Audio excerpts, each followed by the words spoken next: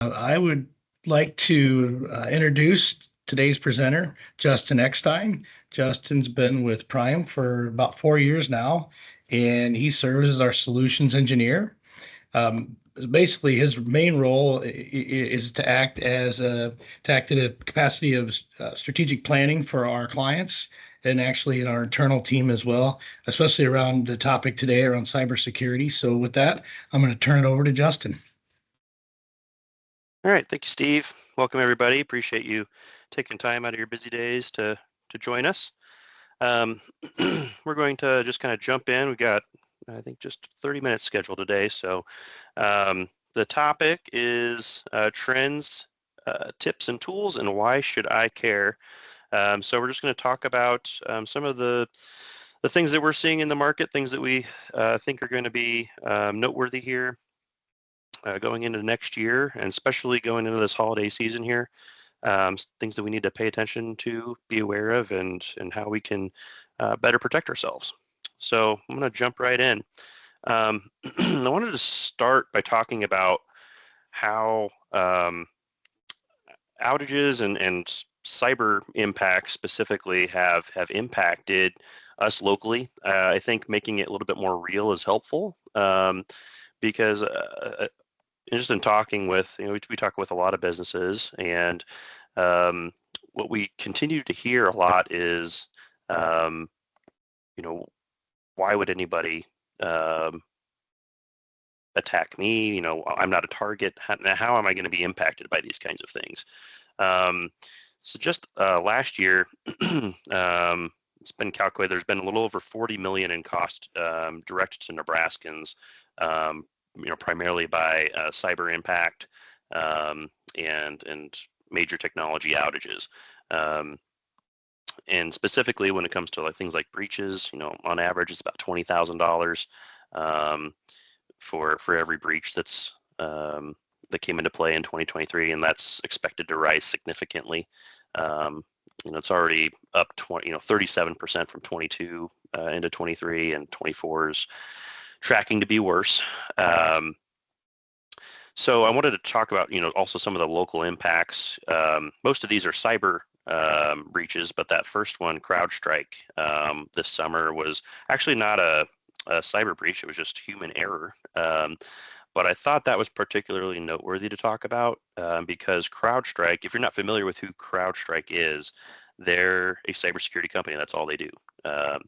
They are especially popular in the endpoint security space, so antivirus.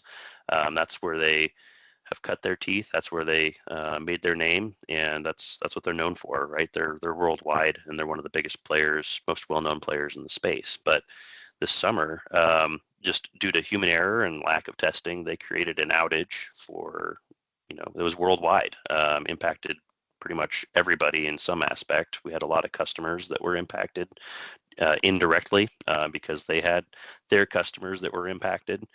It was basically an outage created by, lack of testing, essentially. So while that's not directly a cyber impact, I thought it was especially important to share that one if you weren't aware of it, because that's a cybersecurity company that's one of the biggest in the space, and they're trusted to do things the right way, right?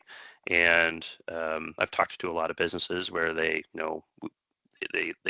talk about the companies they partner with, and we all expect things to be done the right way and be done securely. And at the end of the day, a lot of this is backed by humans, right? So, and humans make mistakes. And I think the point to take home with that one is that there's going to be mistakes made. We can't just rely on one tool, one company. It's all about the theme of today and going forward is going to be defense in depth and layers of security, right? We can't just rely on one company to have our back. We truly have to make sure that we're not putting all of our eggs in one basket, so to speak. Some of these other impacts, auto dealerships in June. So if you were buying or selling a car this summer, you might have been impacted by this one. where one of the, I think, two largest software companies that deals with auto dealership software was impacted by ransomware, and they were down for weeks. My neighbor, for example, he works at a car dealership, and they were down for weeks due to this, and so they had to do all their tickets on paper, and they lost a lot of business at the end of the day because of this. This was out of their control, but they didn't really have a backup plan, right? This was their software that they do everything with, and it was cloud based, but the cloud got hit. So that's another myth that's out there, that the cloud is immune to things like ransomware. So we're impacted by this daily. And these are just newsworthy items here. These are things that made the news clippings, right? I'm personally aware of several attacks that weren't deemed newsworthy. They weren't an article, right? Because they were smaller businesses that, um, didn't make the paper, but it was still devastating to a lot of people out there. So I think we just need to be diligent, I guess, is what we're trying to say, that we are impacted. Nobody's immune. Even the smallest of businesses are impacted by these kinds of things. So I want to talk about, today, kind of the three things that we wanted to focus on that are impacting our industry the most right now. One is ransomware. We'll hit on that one briefly, I think, just because everybody understands what ransomware is. But one of the things that I think is noteworthy there is it used to be just a year ago that from the time that you would click a link in an email to the time that your systems would get encrypted is usually about a month. Where the attacker would be in your systems and just kind of doing their homework, trying to figure out how they can better cripple you, essentially, when they deploy their ransomware. But now in the last 6 months, that timeline is shrunk to under 4 hours from the time that a link gets clicked to the time that everything is encrypted on your network. That's being done in an afternoon now, which is very scary. That means we have to really have everything figured out and have a mitigation strategy in place. Email spoofing continues to be a tough one, and it's kind of gone are the days where they're really easy to spot.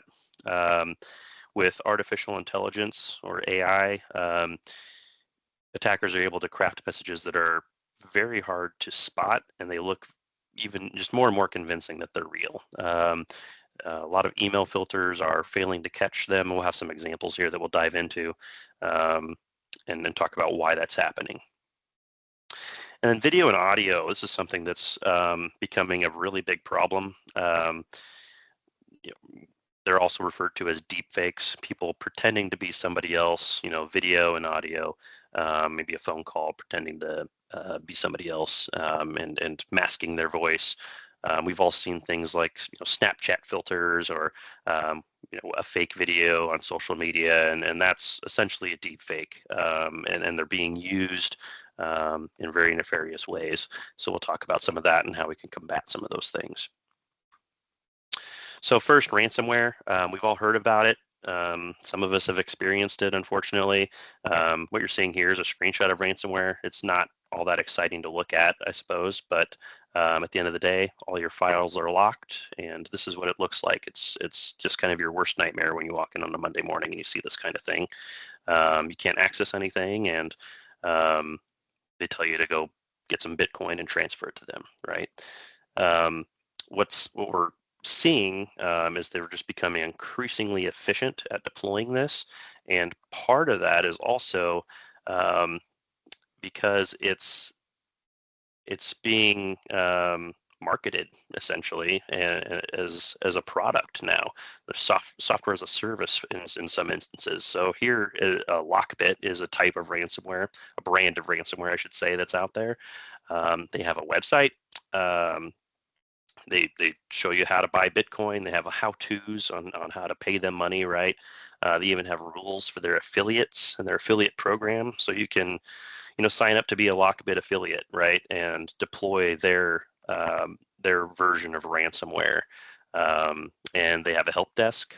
so that if you're having trouble deploying their software, you can call them and get a Lockbit expert. And this is common. This is not just Lockbit. This is just, Lockbit's really well put together, but there's a lot of them out there like this. People, selling subscriptions to these kinds of things. So it's becoming more common and more accessible.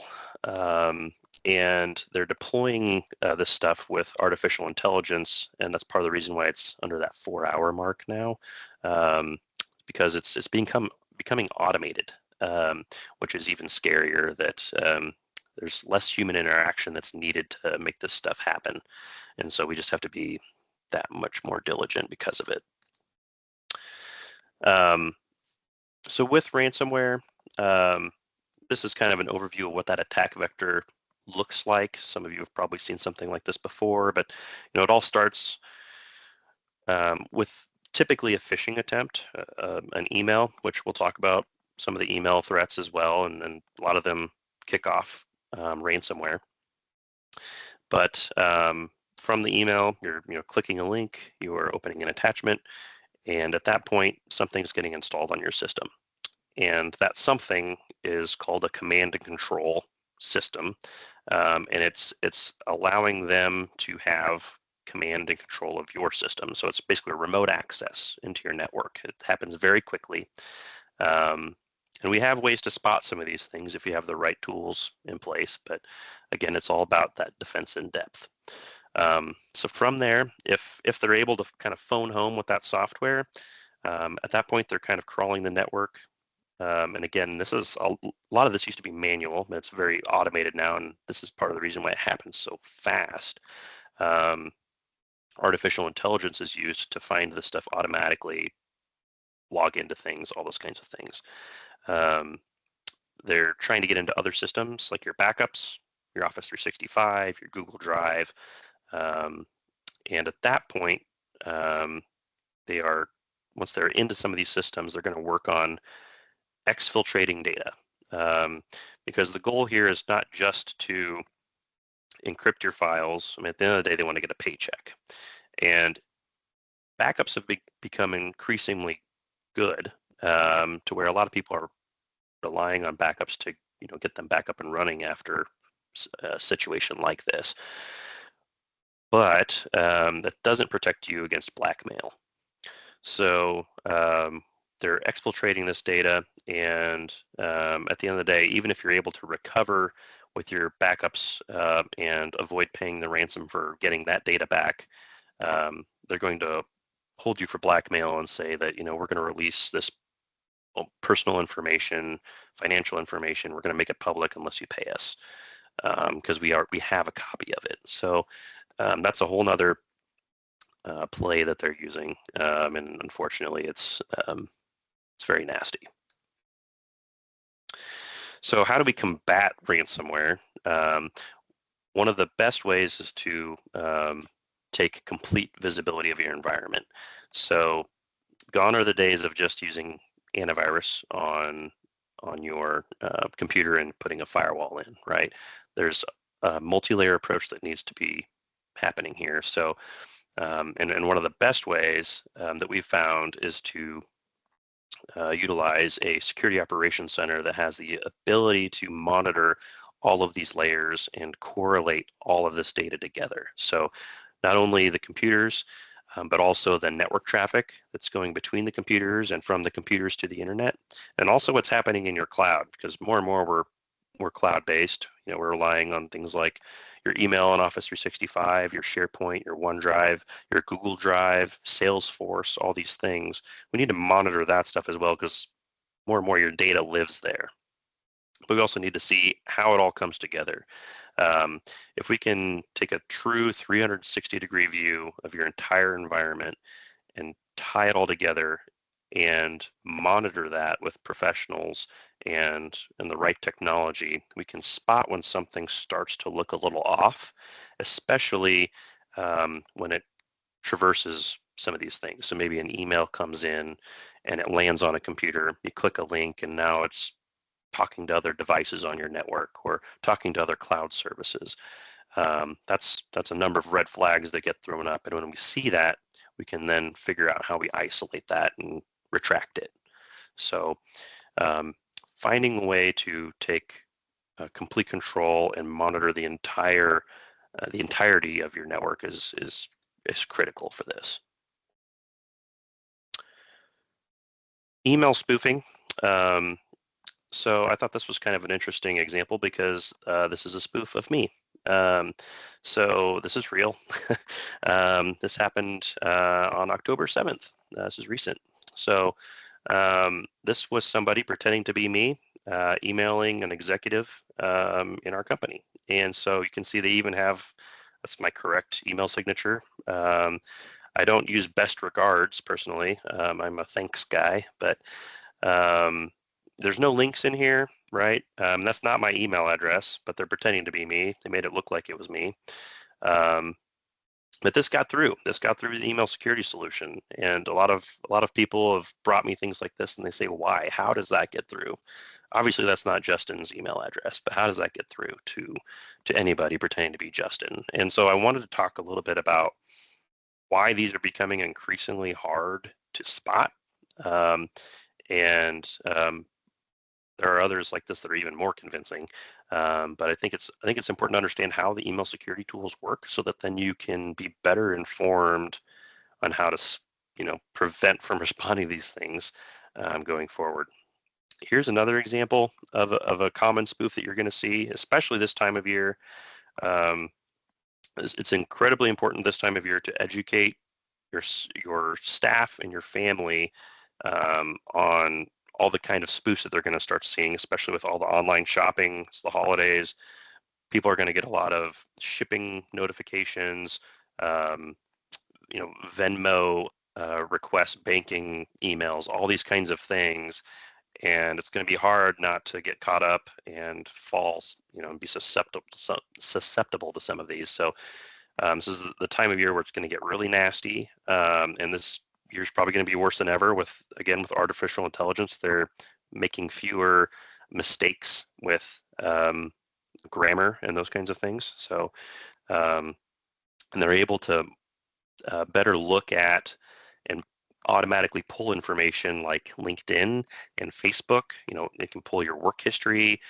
Who do you work with? What company do you work at? Who's your manager? And a lot of this with artificial intelligence can be found automatically. If it's publicly posted out there, it's easy for someone to formulate emails and respond to these things and create spoofs that are meaningful, that will get somebody. So we need to be more diligent than ever. I talked a little bit about email security tools and how these are spotted. So I wanted to just maybe inform people on what they look like. So most email security tools work very similarly to each other. They kind of score, you can think of it like a credit score, and you usually get certain points for different things being wrong or different things being right. So you can see on this one, it's classified as junk. But there were a few things that looked correct. So it was sent from the correct email server. So we can tell the world, our emails should come from Office 365, right? They should always come from there. They shouldn't come to Google. If you see our email address coming from Google, something's wrong. But if it comes from the right email server, if it's coming from maybe the right country, if it's worded fairly well, if there's not links within it, it might look fairly legitimate. But in this case, this email security tool noticed it looks like it might be trying to impersonate somebody. And it's got some wording in there that is common to a scam, but everything else about the email looks right. So it said, you know what, we're going to give that a score of 300. We're going to score that as junk. And then you can, configure your system. Does that go into your junk mail? Does that not get delivered with that kind of score? So a lot of these things are kind of configurable, and they will learn over time. But again, these things are becoming, these emails are being crafted with more care, and they're just more and more convincing, and they're learning how to get around these things. So I guess the point here is email security tools are not perfect, right? They were built by humans, and we're trying to make them better. But at the same time, the bad guys are doing the same thing on the other side, and it's a battle. And at the end of the day, some stuff is going to get through that you don't want to get through, and some stuff that you want to get through will get blocked. So we need to educate people on what to look for and be that extra line of defense, because the technology is not going to be perfect at the end of the day. Deepfakes, we talked about this a little bit. I think a visual can help on understanding what a deepfake is. As you can see here, one person is Tom Cruise, and one person is a guy that wants to be Tom Cruise. But that's essentially what a deepfake is it's taking something real and making it look like something else, right? Pretending to be somebody else. We're seeing this in pictures, but then also more commonly now in video and audio. So I'll talk about a couple examples there. I was just talking to a bank the other day about some of what they're seeing in the market. And especially with like wire transfers, they would always have to have the person call in to and tell them what their PIN number is, for example, in order to make a wire transfer, right? Well, now because of the amount of fakes that they're getting, people faking audio that sounds like the person that it should be, but it's actually not them. They're actually their policy now is to hang up and call back the number on file to ensure that it's that person. And even in that case, with certain dollar amounts, they require you now to come in person and do those things. So because there's just so much technology now, people pretending to be somebody else, and the more and more that we post online, videos and TikToks and all these kinds of things, artificial intelligence is becoming more intelligent and able to better fake the video and audio. We've all seen probably, a funny video of like, there's a lot going around of coaches and like, football teams, for example, doing like a press conference. And to some people, it's probably kind of obvious to spot that that's a fake press conference, and the mouth is kind of off with the audio or something like that. But to a lot of people, they're falling for these things, and then you can read the comments, and they're actively getting angry at what the coach said, right? And it's happening. We're seeing it in with the political climate. We're seeing a lot of fake political videos and things like that. Of it looks like this candidate said this and that. And you're starting to see it weaponized in a lot of ways. And as people post more and more video out there, these engines are going to learn and be able to better create these fakes. And they're going to be used for nefarious purposes. So unfortunately, this is very new technology out there. There's not a lot of stuff to prevent this from, reaching your inbox or happening, right? So we have to be better about establishing policies and understanding what this stuff looks like and why and how people are doing it until hopefully there's some technology that can help prevent it. Examples of that would be to develop multi-step authentication processes. So, like I mentioned, if you're receiving a phone call from somebody, hang up, call the number on file, make sure that it's actually them. Maybe talk to them in person if you have to, depending on the situation. Be cautious about the information that you're sharing publicly, Facebook, Instagram, whatever. Make sure that you're not oversharing. We live in a time where people are posting videos about everything in their entire lives, and with the way things are going, it looks like some of it's going to catch up with some people.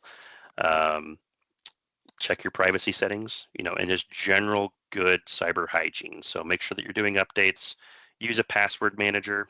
Don't use the same password for everything. It's still an incredibly common thing that we see just because of convenience, I think.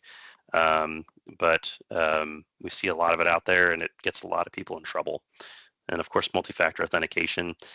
But at the end of the day, it really comes down to education. We're seeing more and more that no matter what kind of technology you put in place, none of it's perfect.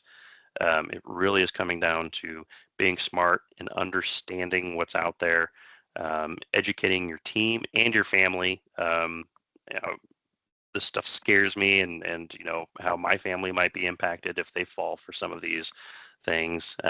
It's incredibly scary. Going into the holiday season, just to kind of wrap up, wanted to just throw out a reminder again: shop safely online. Try to only purchase from well-known retailers, or shop in person. Maybe switch it up. Go, make a little shopping trip this time, and use a credit card, debit card for online purchases.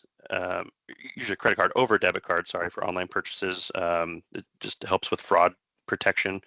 And then the email scams, again, they're going to become extremely common. And, as we've seen, spam filters are not perfect, and they probably will never be, as much as we try to make them perfect. We just need to be diligent and make sure that we understand what we're looking for and what we're expecting. So I think that's about it. Kind of short and sweet today, but I guess we can open it up for questions.